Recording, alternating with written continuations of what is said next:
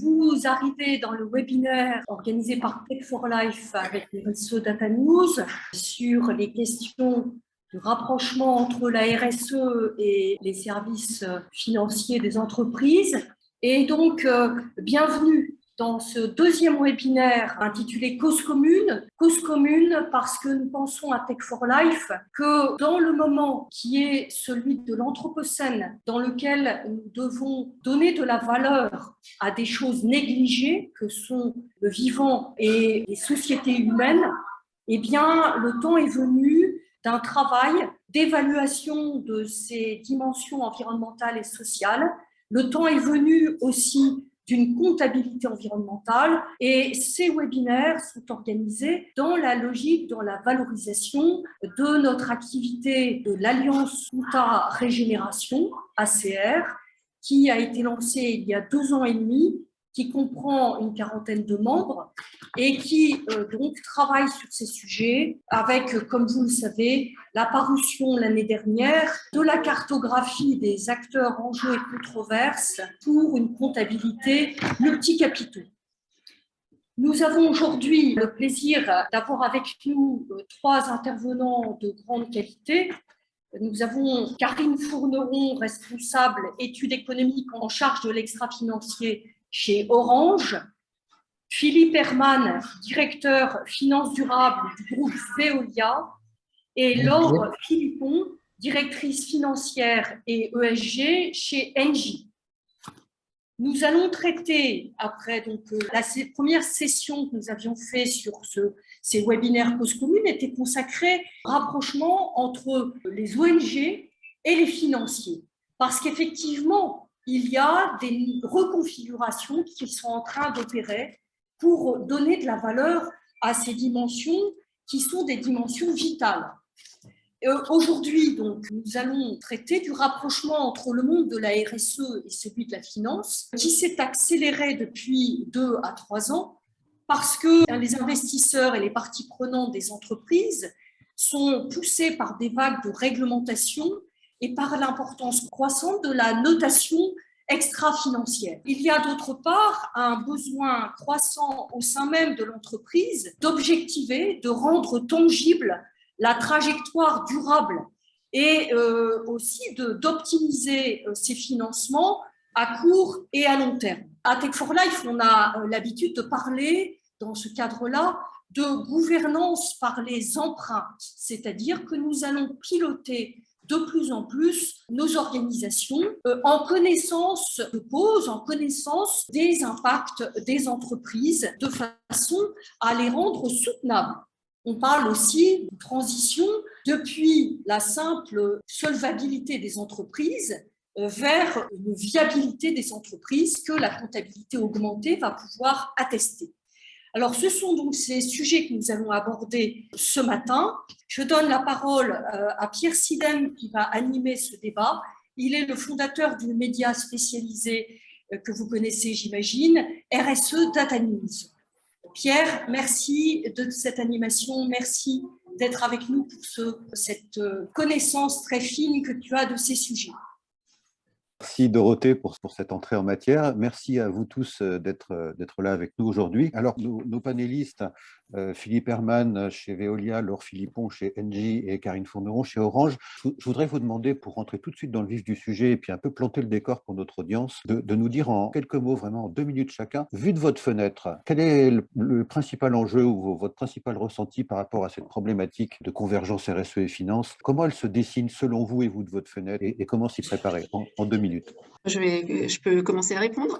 Allez Laure, je vous laisse inaugurer la session. Ok, donc bonjour à tous, Laure Philippon, je suis chez Engie. Alors je ne suis pas directrice financière et ESG, mais je suis directrice de la finance durable.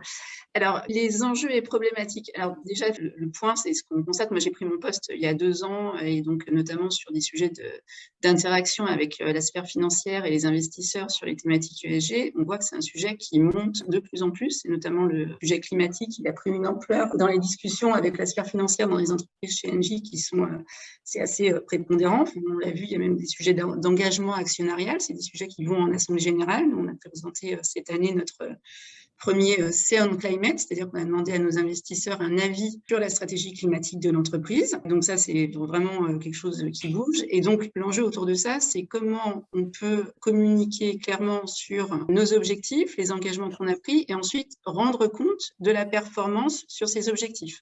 Donc nous, on a pris des engagements à l'horizon 2030, notamment sur le climat, mais aussi sur d'autres thématiques de la RSE, la biodiversité, les sujets sociaux, environnementaux. On a 19 objectifs. Et le sujet, c'est comment on rend compte de tout ça dans un environnement qui est très, très mouvant. C'est-à-dire que ça va très vite. Il y a aussi, Dorothée évoquait en introduction les sujets de régulation, de plus en plus de standards qui s'imposent à nous, de plus en plus de reporting qui sont demandés, des investisseurs qui n'utilisent pas tous les mêmes critères, même sur les sujets climatiques, on nous demande des choses à l'horizon 2025, à 2030, encore plus loin, et puis des sujets sur lesquels aujourd'hui il n'y a pas grand-chose de fait. Par exemple, la biodiversité, il y a la TNFD qui va arriver prochainement. Mais aujourd'hui, on est assez peu de KPI, comme on dit, qui sont reconnus par tous sur la biodiversité. Voilà, donc pour moi, il y a beaucoup de choses qui bougent, qui se mettent en place. Les entreprises doivent être partie prenante à ce dialogue pour qu'on construise quelque chose qui fasse du sens, que ce ne soit pas des usines à gaz, que ça puisse aussi être implémenté par les entreprises plus petites qu'Engie, parce que nous, on a les moyens de dérouler ce genre de choses, et tout le monde ne les a pas. Et puis après, je pense qu'il y aura le sujet de rapprocher le financier et l'extra-financier, parce que quand on voit aujourd'hui, même quand on parle aux investisseurs, on parle souvent à un analyste ESG qui est spécialiste de la thématique, qui va ensuite rendre compte aux financiers, mais à un moment donné, le sujet, ça va être comment on a des gens qui sont capables de comprendre globalement la performance de l'entreprise. On va revenir sur tout ça. Merci Laure. Philippe ou Karine, vous voulez donner votre écho? Bon, je prends la suite. Chez Veolia, alors moi je suis directeur de la finance durable chez Veolia, c'est un nouveau poste qui a été créé finalement, et c'est une des premières caractéristiques, je crois, de la finance durable en termes d'enjeux, c'est d'arriver à mettre ensemble tout un tas de compétences différentes qui n'avaient pas forcément l'habitude de travailler de façon intimement reliée. Aussi bien la finance que les opérations, que finalement on se rend compte toutes les fonctions de l'entreprise, peu ou prou. On a créé cette fonction il y a 2 ans. Si je devais définir finalement ce que je vois comme enjeu à la finance durable, je dirais c'est mieux éclairer pour mieux décider. On ne peut plus décider aujourd'hui avec de simples éléments purement financiers. On ne peut pas simplement prendre des décisions pour la beauté de la planète et de l'environnement.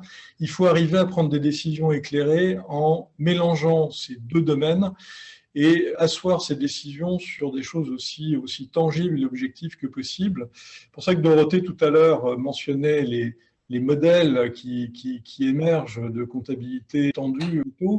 C'est un sujet qui nous intéresse. Alors, on voit arriver la finance durable sous différents angles. La taxonomie, les questions de plus en plus insistantes des agences de notation sur du chiffre d'affaires avec des critères RSE, mélangeant critères RSE et chiffre d'affaires. Dans la taxonomie, il y a également une autre dimension extrêmement importante, les CAPEX à critères, qui sont ou qui ne sont pas du bon côté de l'ESG. Et on voit donc qu'on va de plus en plus vers une dynamique où on parle du passé, on parle du présent, mais on va aussi parler de l'avenir. Et je pense que ce déplacement du temps est également à prendre en compte dans les problématiques, parce qu'on va nous demander de plus en plus, à travers la finance durable, d'éclairer les horizons, les cibles futures. Donc, en termes d'enjeux, il y a aussi l'enjeu de mieux décider, mais mieux décider en interne, en externe, je pense dans les 2 cas. En interne, parce qu'on a beaucoup à apprendre de la quantification de nos décisions en termes d'impact, mais en externe aussi parce que les investisseurs, comme vous l'avez rappelé, sont friands de ces données, mais également les clients. Je suis persuadé qu'on peut arriver à dynamiser la relation client, à redynamiser la dimension client, à lui donner plus de légitimité, plus de sens, si on arrive à faire parler ensemble les chiffres de la finance et les chiffres de l'ESG. Merci Philippe pour cette vision à la fois prospective et cette dimension qui s'ouvre vers l'aval. Karine, une première réaction en quelques mots? Oui, tout à fait. Bonjour. Donc moi, je suis responsable du reporting extra-financier du groupe Orange. Je voudrais déjà replacer le rôle de l'entreprise au sein de la société. On attend des entreprises maintenant qu'elles aient un rôle social, sociétal, et qu'elles prennent position sur l'environnement. Donc tout ça a conduit Orange à se doter d'une raison d'être. À la fin 2019, Orange est l'acteur de confiance qui donne à chacune et à chacun les clés d'un monde numérique responsable. Qu'est-ce que ça veut dire? Ça veut dire qu'on va devoir rendre compte de notre avancée sur les piliers ESG. Et donc, ça veut dire que dans le plan stratégique de l'entreprise, il y a eu des objectifs quantifiés qui ont été pris en matière environnementale et en matière sociétale. Et pour ça, on doit rendre compte. On doit rendre compte avec deux enjeux auxquels on se confronte. Le premier, c'est que quand on prend des engagements en matière environnementale, on ne les prend pas sur un horizon qui est l'horizon habituel des entreprises. Une entreprise, elle fonctionne sur un rythme budgétaire annuel et elle fonctionne sur un plan stratégique. Alors, il dépend, je pense, un petit peu selon les entreprises, mais enfin, 5 ans, c'est une bonne vision prospective de l'entreprise. Et il y a guerre. Et donc, en matière environnementale, on nous demande de nous projeter à plus de 10 ans, 15 ans, plus de 20 et ça.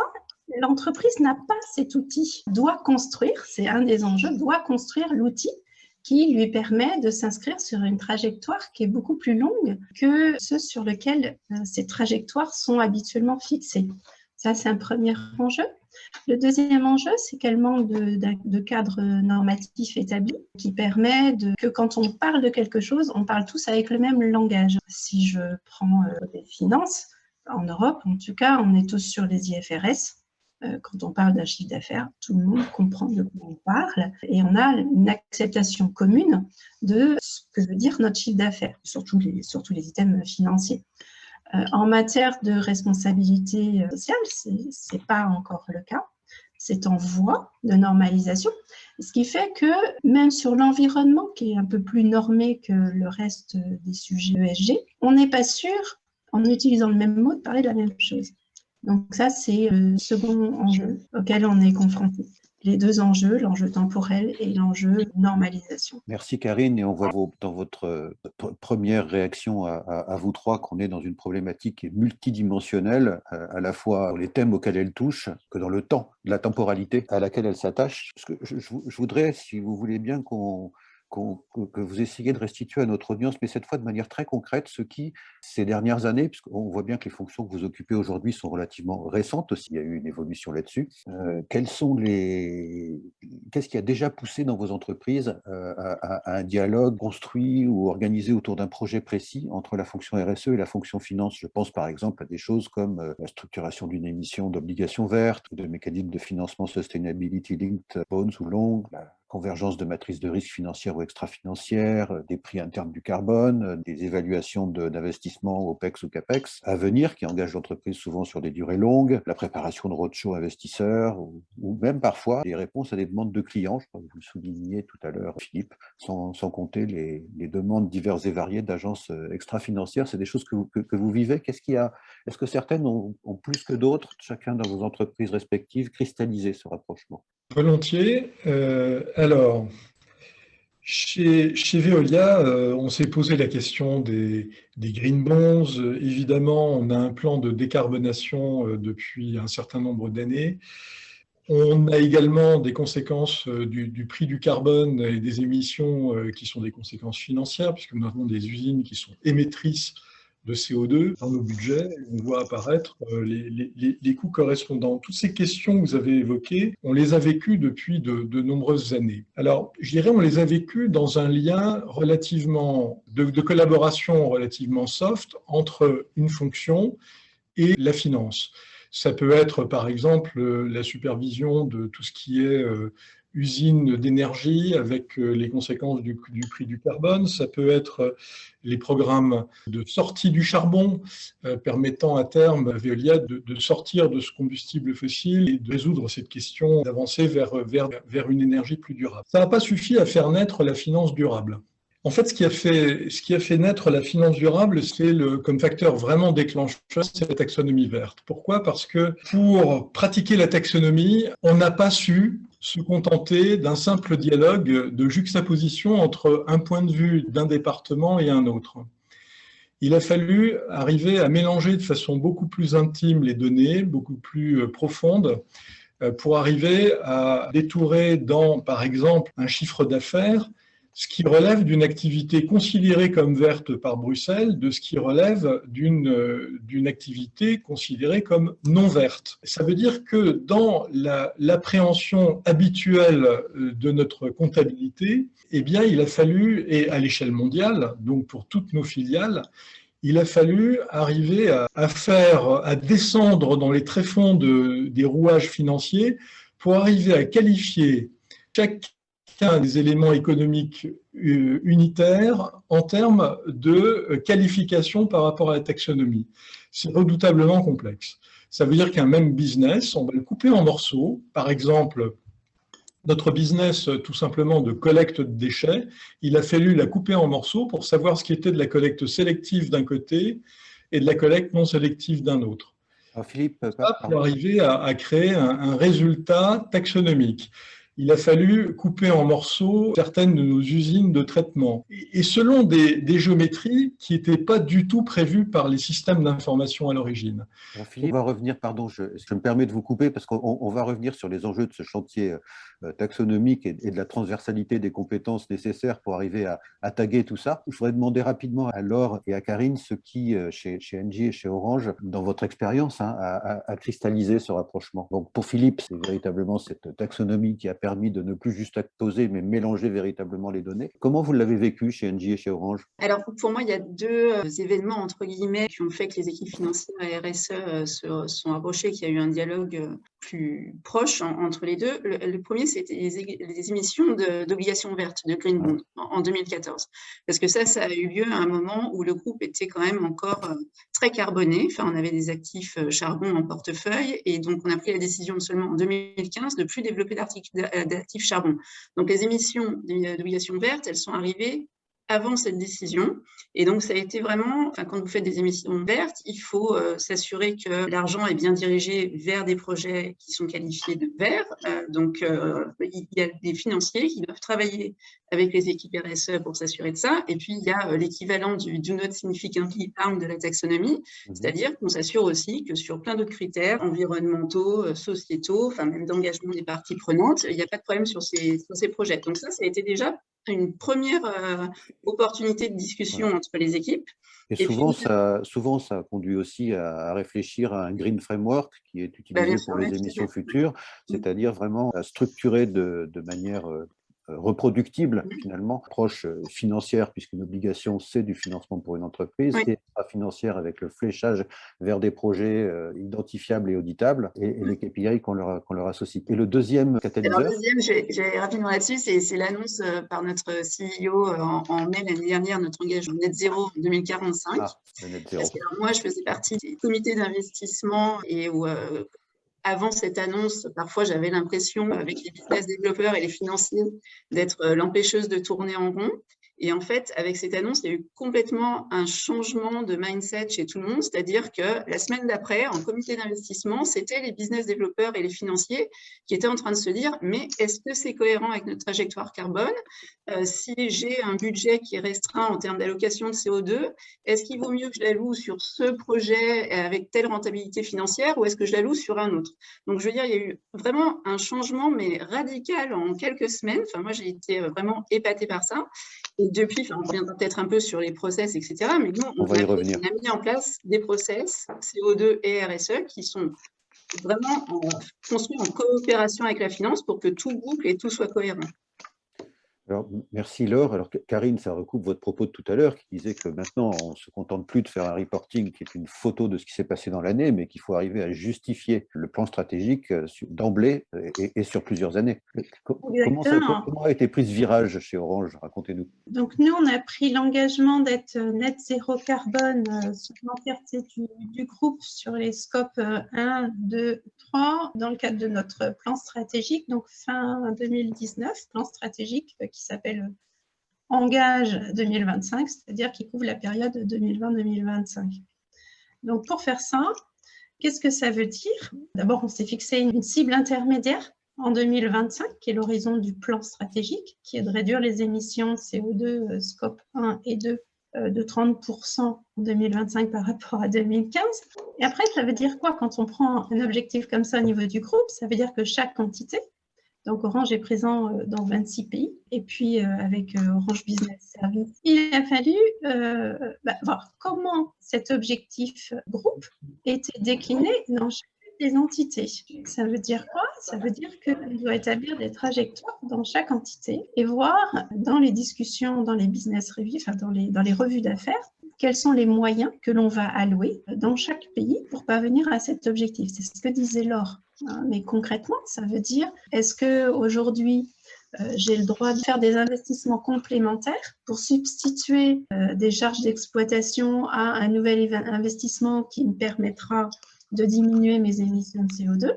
Alors que si je ne prends pas en compte ce critère des émissions de CO2, peut-être que mon investissement ne passe pas les critères de sélection des investissements qui sont fixés par le groupe. Donc, il faut changer les critères d'investissement dans le groupe, entité par entité. Donc ça, c'est structurant. Ça veut dire que des financiers qui ne maîtrisent pas forcément ce langage de mesure des émissions. Donc ça, c'est le premier changement fondamental. Enfin, pour moi, c'est ce qui a révolutionné quand même le dialogue entre la direction RSE et la direction financière. Merci Karine de votre feedback. Premièrement, c'est la première fois que ce référentiel européen doit déboucher sur un format de reporting un petit peu unifié qui est en cours de consultation, qui s'appelle la CSRD. Et c'est la première fois qu'on mélange véritablement dans le reporting les aspects financiers, enfin les données financières et les données extra-financières. Deuxièmement, Philippe, vous disiez, et ça se recoupe dans les propos de Karine Delort, ça a un impact sur la manière dont on envisage les investissements. Or, souvent, les investissements de transition sont des investissements très lourds, pluriannuels. Et ça pose vraiment une question d'appréhension et du risque qui est autour, parce qu'on ne peut pas lancer un projet de CAPEX sur 3 ans, 5 ans ou 7 ans et l'arrêter en cours de route. Philippe, comment vous avez organisé ce chantier taxonomique avec ce mélange des données? Moi, vu de ma fenêtre, ce qu'on observe chez RSE Data News, c'est que finalement, c'est en train de devenir un chantier de business intelligence, c'est-à-dire qu'en plus de la convergence entre la RSE et la finance, ça va impliquer très opérationnellement le contrôle de gestion et l'informatique pour aller taguer tout ce flot de transactions qui circulent dans les ERP. Avant de répondre à la question, je voulais juste rebondir sur les interventions précédentes pour dire qu'effectivement, je pense que cette dimension finance durable, elle arrive à mettre du lien, à mettre de l'intérêt sur les questions d'investissement autour de la table entre finance et RSE ou autres parties prenantes, alors qu'avant, il y avait effectivement de l'opposition. Donc, je rejoins complètement, par exemple, qui a évoqué ce point quand elle parlait d'Engie. Comment est-ce qu'on a pu mettre en place la transversalité entre les données RSE, les données financières? Difficilement. Je crois qu'il y a une première chose qu'il faut dire, c'est que nos systèmes d'information ne sont absolument pas organisés pour traquer ce qu'on a envie de traquer. Je crois qu'il faut le dire clairement. En tout cas, chez Veolia, c'est comme ça. La finance, pas que chez Veolia, c'est une vraie difficulté. On en fait de façon complexe parce qu'on est un groupe mondial ayant agrégé des entités très très variées aux quatre coins du monde, et on en fait avec succès de la finance. On fait de la RSE avec un reporting environnemental extrêmement sophistiqué depuis un certain nombre d'années, dont on est fier. Par contre, on s'est rendu compte, quand est arrivée la taxonomie, qu'il nous manquait vraiment des briques, qu'on ne savait pas croiser les données dans le bon sens, telles que souhaité. Et on s'est bien rendu compte que cette tendance-là est une tendance lourde, c'est-à-dire vouloir identifier dans nos flux financiers, des choses qu'on va taguer d'une couleur ou d'une autre. Alors aujourd'hui, c'est ce qui est vert et c'est ce qui n'est pas vert, parce que c'est ainsi qu'est faite la taxonomie, mais demain, ça pourrait être ce qui est vert, ce qui est jaune, acceptable, ce qui est rouge, et donc on va rentrer probablement dans plus de sophistication. Mais aujourd'hui, clairement, nos SI ne sont pas à la hauteur. Donc, qu'est-ce qu'on a fait? On a essayé d'approximer les choses, on a essayé d'intéresser à la partie de toutes petites équipes dans chacun de nos pays, quatre coins du monde, de façon à ce qu'elles comprennent bien pourquoi toutes petites, parce que c'est complexe et qu'on ne peut pas en faire un sujet d'apprentissage collectif large. Mais on trouve des gens qui connaissent, et il y a beaucoup de traitements qui s'est fait de façon un peu manuelle, de façon à mettre les chiffres d'affaires dans les bonnes cases, parfois au prix de contorsions difficiles. Sur l'histoire des CAPEX, je pense qu'il va falloir aussi qu'on apprenne à traquer les CAPEX en avance de phase et en les colorant de la bonne couleur en avance de phase, parce que je crois beaucoup au sens qui va être donné à cette dimension. Autant on parle de chiffre d'affaires dans la finance durable, et ça va donner la position d'une entreprise sur l'échiquier, mais les CAPEX vont donner finalement la couleur de l'effort qu'elle réalise pour bouger. Et ce sera extrêmement important pour donner du sens, qu'on soit capable de communiquer à temps quand on procède à des investissements et de façon complète sur la couleur de ces investissements. Donc voilà, beaucoup d'adaptations un peu manuelles, beaucoup de traitements humains avec des relais dans les différents pays, avec des acteurs qui connaissent l'activité de leur pays, et je crois que dans toutes les entreprises, on en trouve de tels acteurs. Mais on parle de RSE, on parle de finance, moi je voudrais parler d'opération. Rien de tout ça ne peut se faire si on ne met pas les opérations au cœur de la recherche des données réellement opérationnelles, et pas seulement la RSE.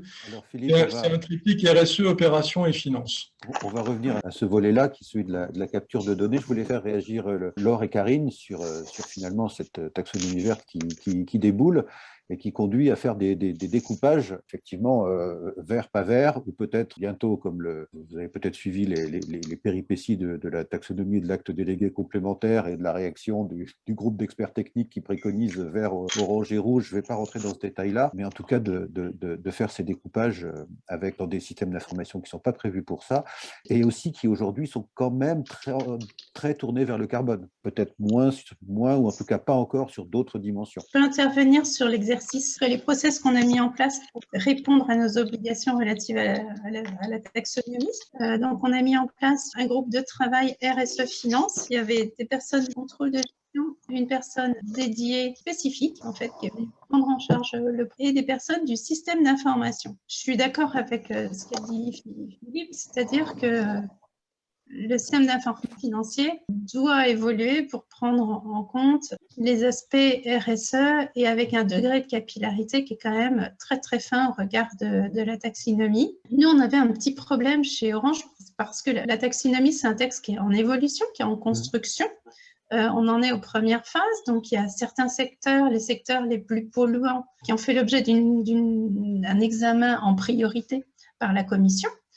Et puis, nous, avec notre activité d'opérateur de télécommunications, finalement, on n'est quasiment pas éligible. Encore, puisqu'on va attendre une V2, on va dire, de la Commission pour que notre secteur soit examiné. Devant ce vide, on a fonctionné en groupe européen sectoriel pour vérifier que tout le monde comprenait bien la même chose. Donc, il y a eu de la concertation au niveau sectoriel européen, pour voir si notre compréhension des textes était la bonne et quelle était la réponse que l'on pouvait apporter collectivement au niveau de notre industrie. Ça, c'est le premier point. Deuxièmement, on a quand même une réflexion globale sur le rapprochement de formation. On n'a pas décidé aujourd'hui si on devait garder un système d'information financier qui est construit, opérant aujourd'hui, et le système d'information extra-financier qui est opérant aussi aujourd'hui, si on devait les fusionner ou pas.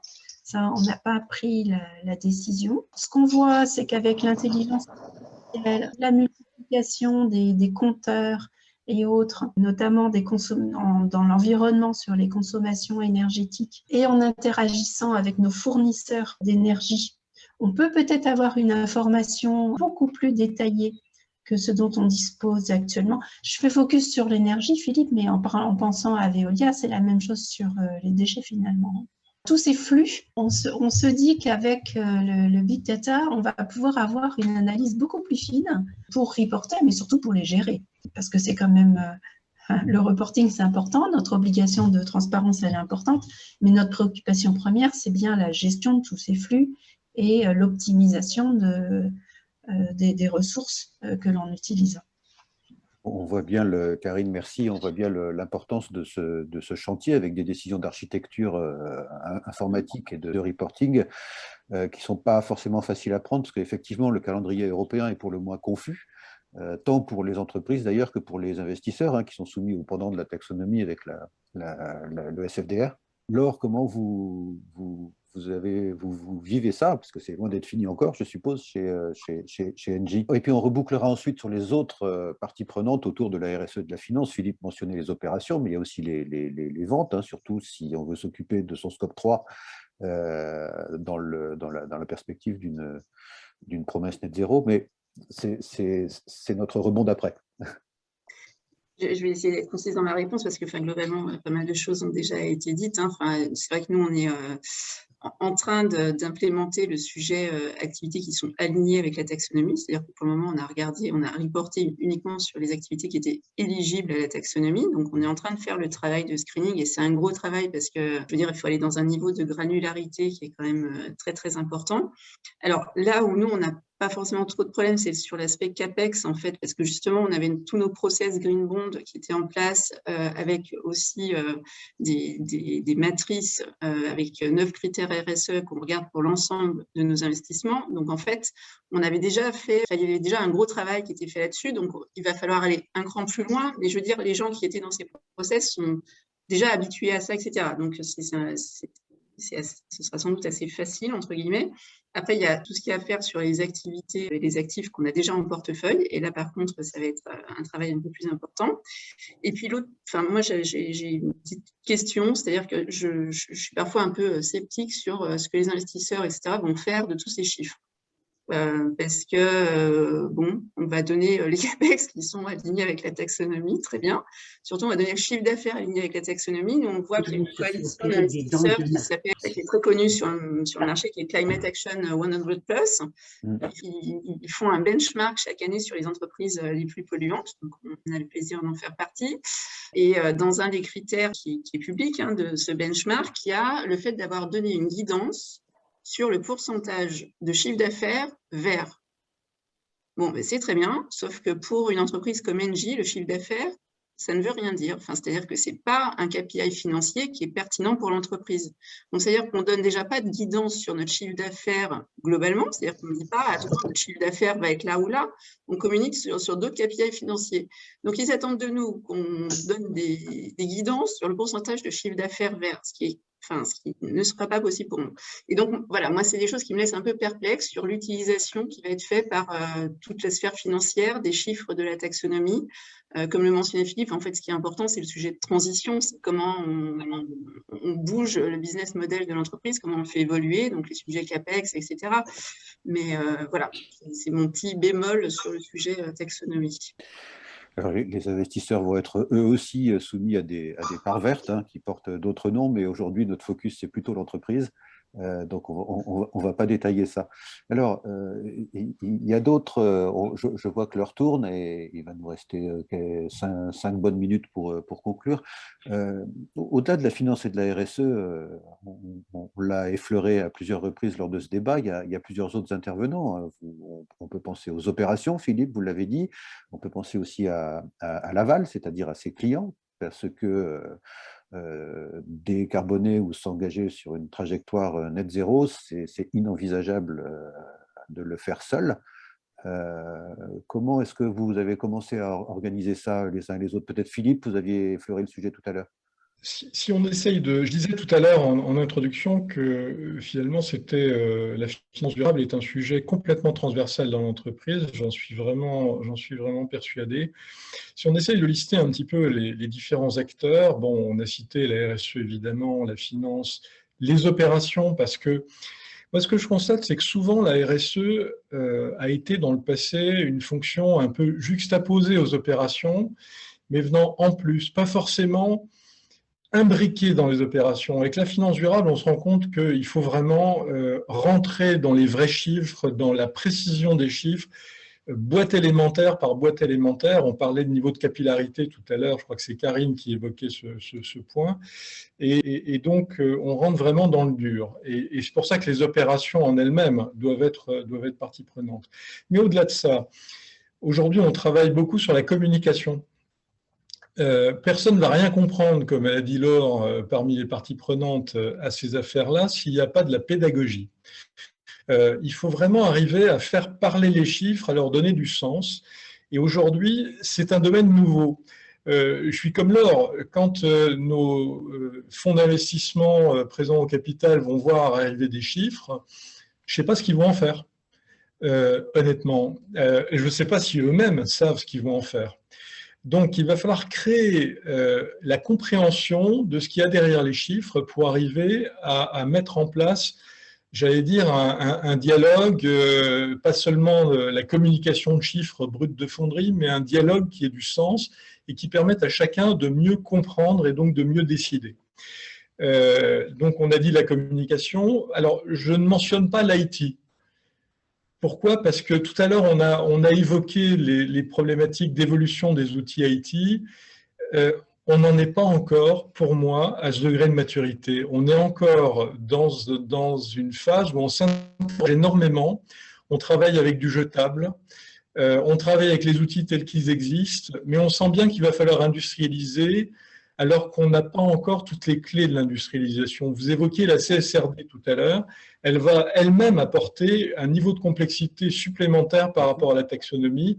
Moi, je conseillerais d'attendre d'avoir fait un tour de plus avec la taxonomie et d'avoir une vision un petit peu sur ce que va demander la CSRD pour réellement industrialiser le coup suivant.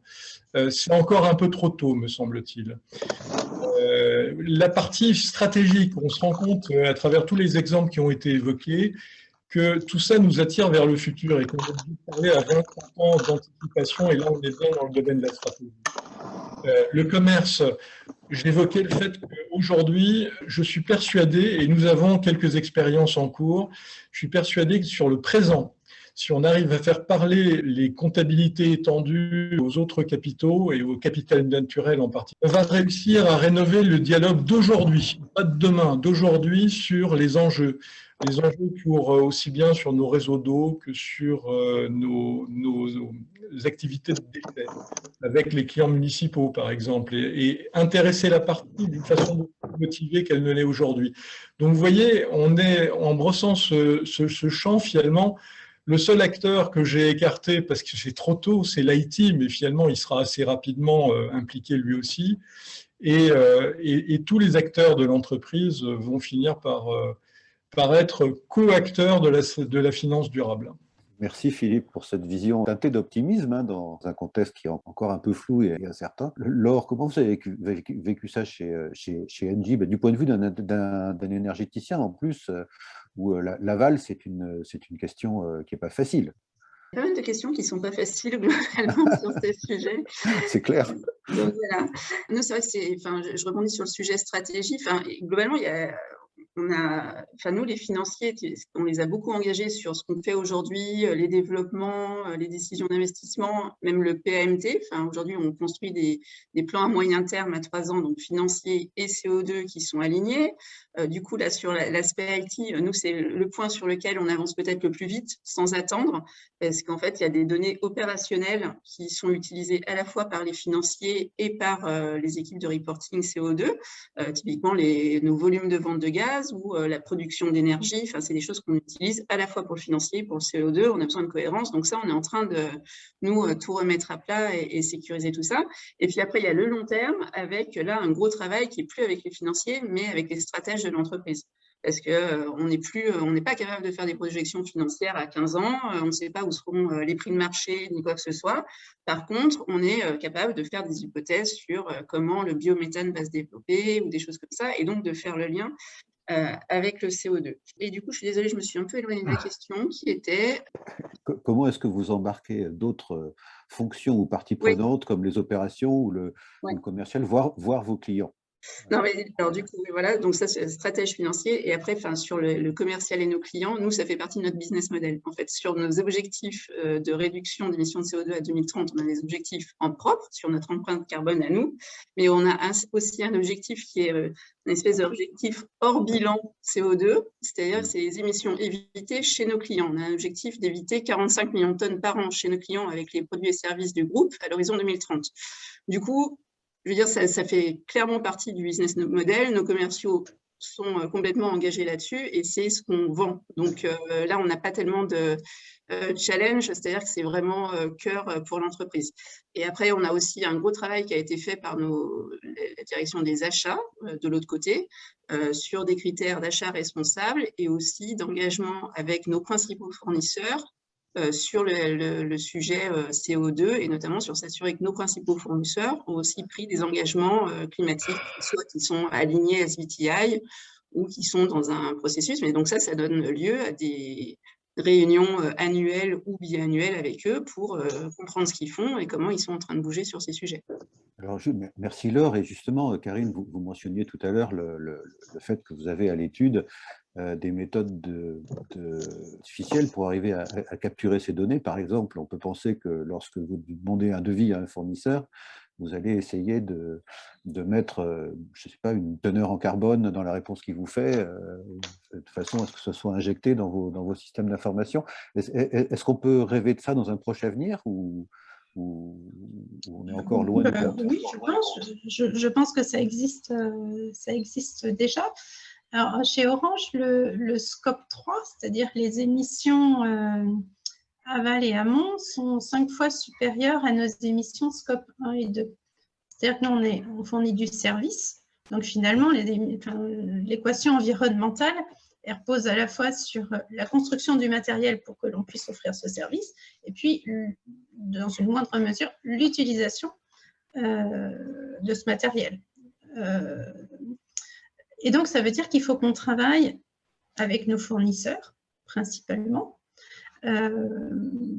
pour permettre d'allonger la durée de vie des produits avec des matériels éco-conçus, avec du reconditionnement, c'est-à-dire donner une seconde vie aux équipements. C'est vrai pour la face très, très visible, c'est par exemple les terminaux mobiles reconditionnés, faire vivre ces filières-là, mais il y a aussi tous les équipements réseau qui pour nous constituent quand même une part importante des analyses, de nos émissions si on considère le cycle de vie entier des produits. Et donc, ça veut dire que dans nos appels d'offres, il faut qu'on mette un pourcentage de sélection sur ces indicateurs-là. Quand on fait des appels d'offres, il y a 100% des appels d'offres IT et réseau comportent une notation et est pris en compte dans le critère de sélection de nos fournisseurs ces aspects de possibilité de recycler le matériel, de réutiliser le matériel.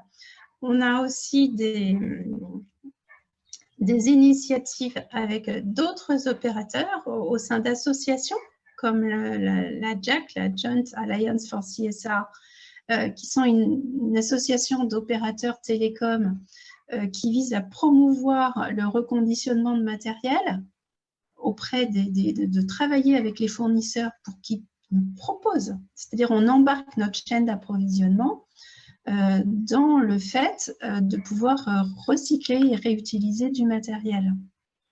Ça, c'est super, c'est vraiment très important. Et on agit aussi par rapport à nos clients avec des éco-gestes pour leur fournir des outils pour qu'ils puissent mesurer leur empreinte environnementale quand ils utilisent nos produits. Donc voilà, on considère vraiment toute la chaîne de valeur. Et je voudrais ajouter qu'on ne parle que d'environnement parce que c'est un peu plus avancé en termes de quantification des impacts et des enjeux. Mais il y a tout l'aspect social, sociétal qui, à mon avis, est la prochaine vague et pour lesquels, là aussi, on essaye de mettre des objectifs. Alors, pour nous, opérateurs de télécommunications, c'est apprendre des usages responsables du numérique. Hein, former les personnes à s'emparer de ces outils, puisque maintenant, si on est coupé d'Internet pour faire des démarches en ligne, et même pour faire valoir ses droits sociaux, ça peut être compliqué. Donc, il y a un accompagnement d'Orange en cette matière et on se dote d'objectifs en termes de nombre de personnes formées ou de personnes sensibilisées aux bons usages. cas, merci pour ces 3 contributions sur les autres parties prenantes. C'est assez symptomatique et je dis ça vraiment de manière très positive, de voir qu'un débat qui est initialement axé sur finance et RSE s'ouvre finalement sur les autres fonctions de l'entreprise. On en est à parler de durée de vie des terminaux pour réduire son empreinte environnementale ou son scope 3, ou d'objectifs de tonnes de carbone évitées chez les commerciaux, chez les clients avec qui parlent les commerciaux d'Engie. Merci à tous les 3. Je me tourne vers Annabelle. Est-ce qu'on a beaucoup de questions de la part de notre public? Il y a des questions effectivement sur les systèmes d'information qui est posée à tous les intervenants sur comment chacun voit l'évolution de leur système d'information. Donc, c'est des choses qui ont déjà été abordées. Et également, une question certainement à Karine Fourneron, qu'elle a déjà traité, je pense, en partie, sur l'évolution, en fait, les évolutions attendues avec la chaîne de valeur et notamment les fournisseurs, notamment en termes de demande d'information. Globalement, l'ensemble des questions concerne vraiment le système d'information. Il y avait une question aussi sur le cadre normatif. Est-ce que la CSRD ne va pas permettre de faire un pas en avant? Je crois qu'on y a répondu aussi oui, tout à l'heure. On y a répondu. On est un petit peu au milieu du gué, tout ça est en attente de stabilisation. Ouais. Et puis une dernière question, c'est comment se positionnent aujourd'hui les éditeurs d'information sur ces problématiques? Alors, je pense qu'il s'agit des gros éditeurs de RP, type SAP, etc. Et je pense mon point de vue est qui n'engage que moi et qu'ils attendent que tout ça soit stabilisé, mais je ne sais pas si des industriels qui sont là autour de la table ont la même vision que moi. Moi, je ne suis pas spécialiste du sujet, mais moi, ce que je vois aussi, c'est qu'il y a pas mal sur les sujets CO2, reporting, comme ça, il y a beaucoup aussi de startups qui fonctionnent. Je pense que le problème, ça va être potentiellement aussi d'avoir des méthodologies qui ne sont pas complètement alignées entre les différents éditeurs de solutions, parce que le GHG protocole, même sur les émissions de CO2, c'est un cadre global, mais après, il peut y avoir un peu de différence sur même la data qu'on utilise à la base, etc. Donc, voilà, moi, je pense que tout le monde est en train de bouger là-dessus, parfois peut-être un peu trop vite, avec beaucoup de choses qui vont partir dans tous les sens. Peut-être là aussi... je ne sais pas si besoin d'un cadre, mais je pense qu'on va avoir un peu d'hétérogénéité dans les solutions qui sont proposées. Probablement, oui, une phase de foisonnement, puisque la CSRD va aussi abaisser le coût d'accès à l'information, en tout cas de l'information des émetteurs.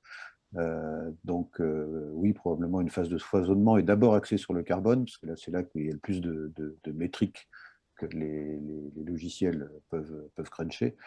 Sur les autres dimensions, c'est encore un petit peu plus incertain. Voilà. Moi, je rejoins Laure sur la dimension que je vois plus de start-up aujourd'hui que de grands éditeurs de RP. Ça paraît clair. Là où j'ai un doute, c'est que quand il va s'agir d'aller extraire de nos systèmes d'information financiers qui sont très lourds, des données financières pour les mélanger à tout ça, ça va être une épreuve assez complexe, assez difficile. Donc aujourd'hui, on fonctionne avec du jetable sur le SI parce qu'on préfère rester avec du jetable et employer les systèmes existants. Et pour ce qui est du pont entre les systèmes, d'employer du jetable dans l'attente d'une meilleure stabilisation. Mais ce qui m'effraie, c'est qu'au-delà de tout ce qu'on a évoqué, la taxonomie, la CSRD, il y a aussi toutes les demandes des agences de notation qui sont tous les jours plus nombreuses les unes que les autres. On ne peut en laisser tomber aucune, parce qu'on ne peut pas se permettre le luxe, je ne sais pas, j'imagine qu'Orange et Engie sont dans la même situation, de ne pas répondre à l'autre. Et on a vraiment une inflation de toutes ces demandes particulières qui vont au-delà du simple réglementaire. D'autant qu'en plus des agences, il y a aussi d'autres standards de reporting extra-fi internationaux qui sont en train d'émerger. On pense aux États-Unis que le virage récent de la Securities Exchange Committee et bien sûr de l'ISSB sous l'égide de la fondation ISRS, voilà, qui sont aussi en cours de construction et de consultation. Donc, pour des entreprises qui envisagent de ce côté à l'étranger ou qui ont des investisseurs étrangers, voire même des clients étrangers, ça démultiplie la complexité. Mais même sans parler de cotation à l'étranger, les agences de notation aujourd'hui nous demandent des chiffres selon d'autres standards parce que ce sont les leurs. Et donc il faut se plier à leurs demandes ou alors on risque effectivement de passer à côté d'une notation équilibrée. Est-ce que je peux me permettre un point pour aller un peu plus profondément quand vous dites une inflation de la part des agences de notation, quel est leur intérêt à cette inflation? C'est quoi le jeu international un peu géostratégique qui est en train de se jouer à cet endroit-là? Est-ce que c'est la guerre de pouvoir pour prendre le dessus, la structuration en fait qui va avoir le dernier mot et qui va structurer justement les ERP ad hoc? Qu'est-ce qui se joue? Pourquoi cette inflation? Alors, ce qu'on voit, c'est que toutes les agences de notation européennes se sont fait racheter par des grands prestataires américains. Concrètement, qu'est-ce que ça veut dire? Ça veut dire que, par exemple, les normes en matière de gouvernance qui nous sont demandées sont des normes américaines, et que quand on vient, nous, avec, en français, avec le siège social en France, avec nos codes de gouvernance AFEP-MEDEF, on ne passe pas les critères qui sont exigés par les Américains. Premier biais.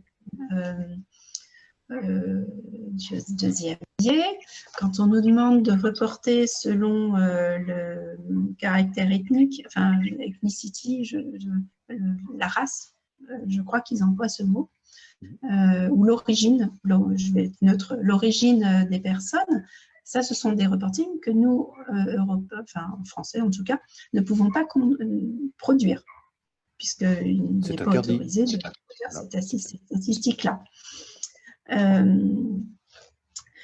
Donc, toutes ces agences de notation maintenant fonctionnent selon un point de vue américain auquel on doit trouver, et enfin, moi je réponds aux agents, on doit trouver un moyen de leur répondre pour pour valoriser nos actions et la transparence dont on fait preuve en toute bonne foi dans un cadre qui n'est pas le nôtre. De même, si on veut répondre au cadre de SASB, il faut se référer à des lois américaines. Donc l'enjeu, c'est même pas des enjeux de système d'information de remontée, c'est des enjeux de cadre. Aujourd'hui, on a quand même une normalisation qui avance. Avant qu'elle soit en place, certes, c'est bouillonnant, c'est pas figé. Donc ça peut aussi être une opportunité. Mais on a bien les FRAC d'un côté et l'ISSP de l'autre côté, avec une course pour produire le cadre référentiel. Un rapprochement des deux qui est quand même encore hypothétique. Je ne suis pas la spécialiste de savoir comment ça va évoluer. Mais on est plus sur ces grands enjeux, je pense, de façon dont on appréhende le monde à travers le cadre qui nous est imposé, soit par des normes en construction, mais soit par ces opérateurs privés, souvent, ou ces organisations qui plaquent le modèle américain sur notre plaque européenne. Un modèle que la Commission européenne veut rendre un peu plus transparent. Je ne sais pas jusqu'à quel point on pourra lever le voile sur les boîtes noires que constituent les moteurs de notation de ces agences anglo-saxonnes. Mais là encore, c'est en construction et ça ne concernera que l'Europe. Moi, si je peux rebondir dessus. Je suis d'accord avec ce qu'il a dit sur la différence de point de vue entre les Américains et les Européens. Hier, j'étais au 30 ans de EPE, Entreprise pour l'environnement. Il y avait une table ronde à laquelle participait Laurent Burel de la FEP, qui disait aussi que globalement, la FEP était initialement engagée derrière les FRAG, mais que les FRAG voulant aller tellement loin et sur un champ tellement large, que maintenant, la FEP était plutôt du côté des Américains qui étaient plutôt focalisés sur le climat et pas franchement plus. Et non, mais il y a un sujet de quantité d'informations aussi. Enfin, moi, j'ai un collègue qui a participé à la task force de l'EFRAG. Et c'est vrai que, enfin, moi, je trouve que la liste est très, très longue. Et encore, moi, une fois, je reviens à qu'est-ce qu'on va faire de tout ça? C'est-à-dire qu'à la fin, on est en train de répondre, enfin, les questionnaires des agences de notation, ils sont mais longs comme le bras. Moi, j'ai reçu de la part de mon équipe hier celui du CDP climat. Enfin, on est sur un seul thème et on a des centaines de pages. Mais, enfin, donc c'est très bien. À la fin, il y a des notes et c'est très bien. Mais à la fin, je pense que c'est trop. Voilà. Laure, j'étais au même endroit que vous hier soir. On ne s'est pas vu, mais c'est pas grave. Et il y a des participants qui me disaient, mais au fond, d'un côté, c'est super les travaux de l'EFRAG, du CSRD, du SFDR, etc. Mais d'un autre côté, imposer ça comme standard international, enfin, chercher à... La marche est trop haute pour les attentes aujourd'hui, ou le niveau d'ambition d'aujourd'hui des Américains et de l'ISSB. Bon, c'est un autre avis, on peut être d'accord ou pas d'accord, mais c'est vrai que là, on fait descendre d'emblée un très haut degré de complexité dont on a amplement parlé sur les impacts sur la manière de réfléchir et d'adapter les outils. Karine ? Je vais aussi faire part d'un biais qui est que toutes ces réglementations, elles ont une approche par les risques. Et que du coup, on oublie un peu la dimension opportunité dans nos reportings et dans nos communications, que ce soit par les agences. Les agences, elles sont clairement orientées risques. Et du coup, cette dimension opportunité qui en fait est nécessaire pour requérir l'adhésion au sein de nos organisations. Si on veut faire avancer son business, on va vers le directeur exécutif avec une opportunité pour lui. Si je ne parle que de réduire mes risques, certes, il est très content, mais si je lui parle en plus d'une opportunité, là, il m'ouvre toutes les portes d'une opportunité business. Or, cette règle, autant les questionnaires des agences que la réglementation tend à gommer, je trouve, cette question des opportunités que peut apporter le côté durable de la réflexion du modèle d'affaires. Ça me semble un point très important, ce que vous soulevez, Karine, au sens que la performance écologique, si on veut prendre ce terme général, est quand même dans l'horizon, si on veut donner du sens à tout cela, une valeur qui doit être reconnue. C'est-à-dire que c'est la condition par laquelle on ouvre un futur possible. Donc, si le processus lui-même ne permet pas de porter ce que vous dites, c'est vain. Je ne sais pas ce que vous en pensez, Philippe, mais c'est très présent dans les réflexions chez Veolia, la notion de performance intégrée. Je sais oui, tout à fait. On a un peu parlé. Nous, on a une approche effectivement de la performance qui est globale, et ça rejoint un thème qui était abordé tout à l'heure, c'est-à-dire à la fois écologique sur les différents axes, mais également sociétal, puisque notre raison d'être nous amène à nous mobiliser sur l'ensemble des fronts, que ce soit les clients, les salariés, la société ou le monde au sens de la nature.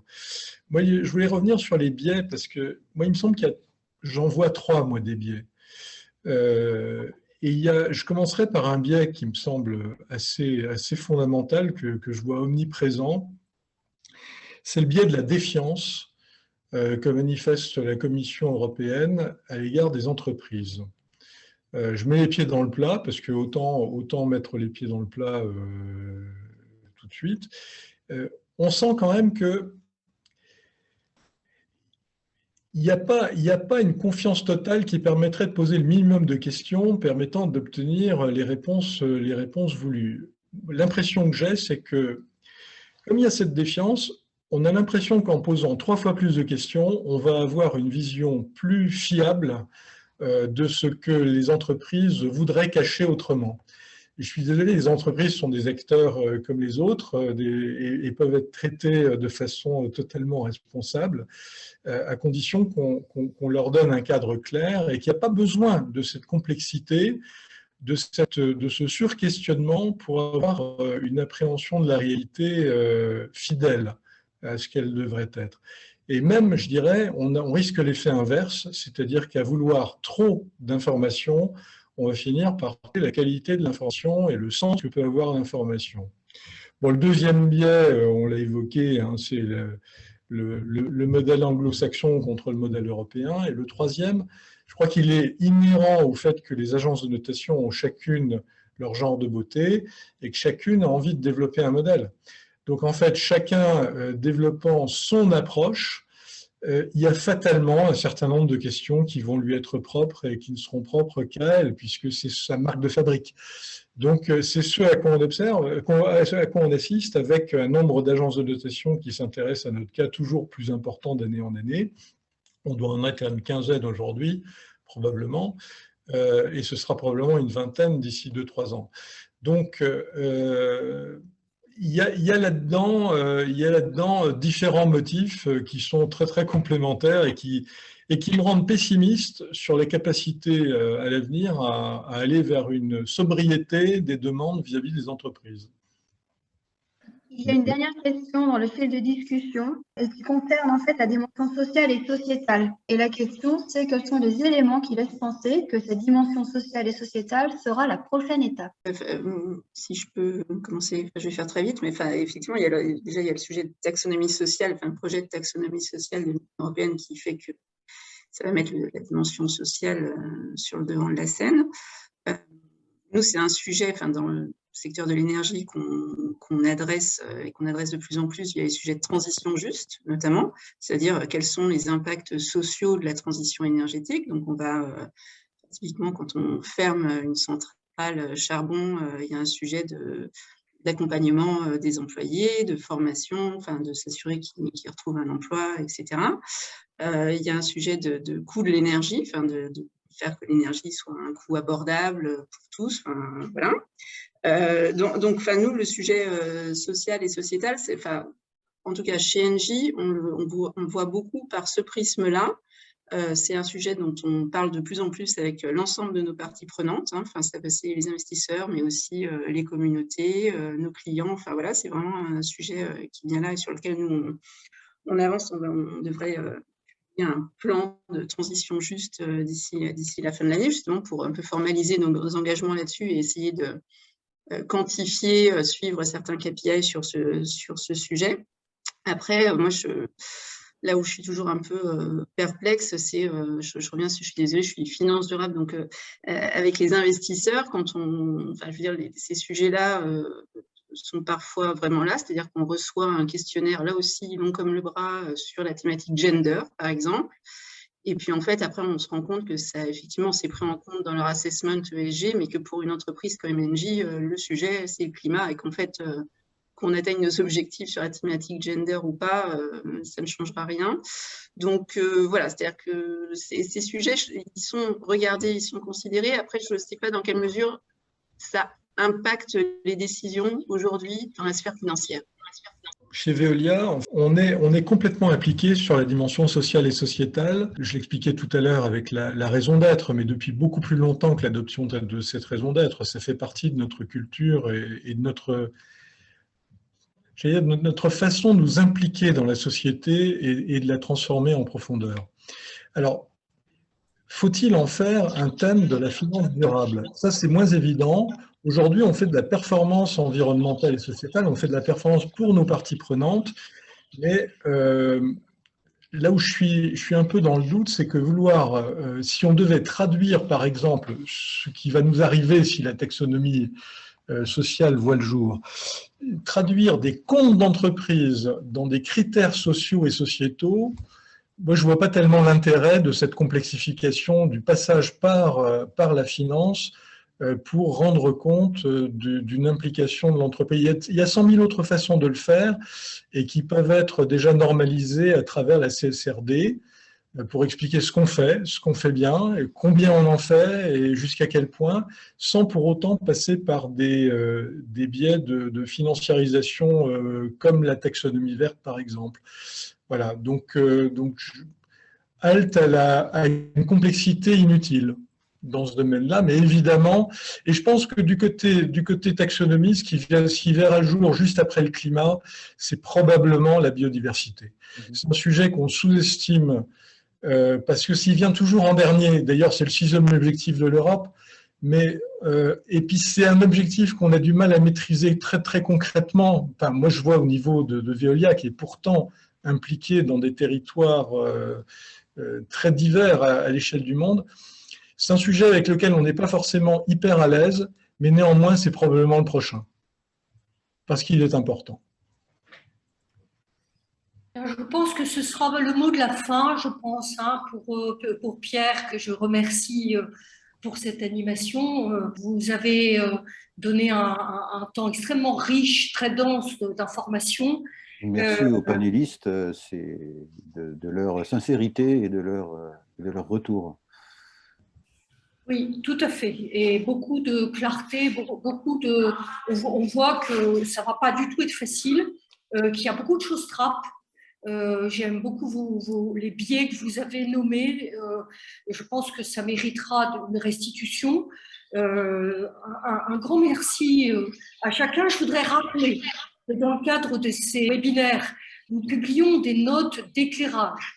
La première était consacrée à cause commune pour la double matérialité. Donc, vous avez évoqué cette tension entre les mondes anglo-saxons et européens, pour faire court, hein, et qui est sur l'arrière-plan de la matérialité. Beaucoup d'échanges avec Emmanuel Faber qui sont à l'ordre du jour aujourd'hui. Donc, on voit que les choses sont loin d'être stabilisées et que tous les acteurs ont leur rôle à jouer pour que les visions européennes puissent produire leur effet aujourd'hui. Nous aurons une prochaine réunion de ces webinaires Cause Commune le 4 octobre, donc ce n'est pas tout de suite. Vous pouvez vous rapprocher, vous exprimer les retours de ce webinaire en nous écrivant sur le site de Tech for Life. Je vous remercie, on aurait beaucoup encore à rééchanger. La prochaine réunion sera sur le sujet répartir les risques et le sujet de l'assurance, assurance privée, assurance publique. Comment est-ce que les banques publiques vont aussi jouer leur rôle dans ce travail-là? Je pense qu'on aura tout intérêt à revenir avec vous sur ce sujet d'aujourd'hui, peut-être en fin d'année, peut-être l'année prochaine, parce que les choses vont aller assez vite et vont très vite évoluer. Donc, on aura besoin de votre éclairage.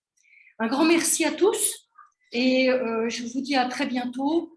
Bonne journée, bonne semaine et encore un grand merci.